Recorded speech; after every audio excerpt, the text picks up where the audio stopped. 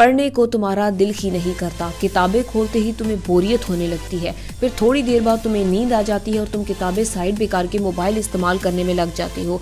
फिर ना तुम्हें नींद आती है ना ही बोरियत होती है, क्योंकि मोबाइल में तुम्हारा दिल बहुत जल्दी लग जाता है और मोबाइल इस्तेमाल करते हुए इतना ज़्यादा वक्त गुजर जाता है कि पता ही नहीं चलता।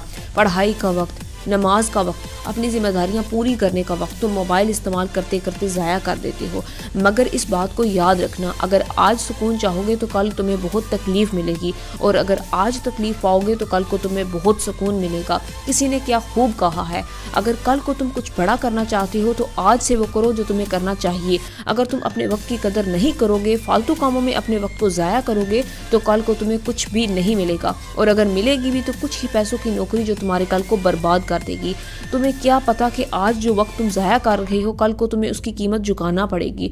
तुम अपना आज नहीं बल्कि कल ज़ाया कर रहे हो। वक्त का क्या है, वक्त तो गुजर ही जाता है। अगर तुम आज मेहनत करोगे, अच्छे से पढ़ाई करोगे, क्लासेस बाकायदगी से अटेंड करोगे, क्लास में अपना फोकस रखोगे और जो समझ नहीं आएगा उसे बार बार पूछोगे, इस तरह तुम जल्द ही अपनी पढ़ाई में बहुत आगे निकल जाओगे। अगर तुम दिल से पढ़ाई करना चाहते हो तो जो क्लास में पढ़ाया जाए उसके नोट्स बनाओ, लेक्चर के दौरान नोट्स पर साथ साथ लिख लिया करो। ये मैं नहीं बल्कि साइंस कहती है।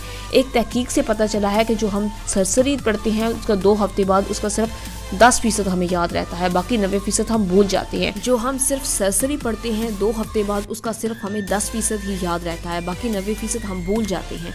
2 हफ्ते बाद हमने जो सुना होता है उसका सिर्फ 20% हमें याद रहता है।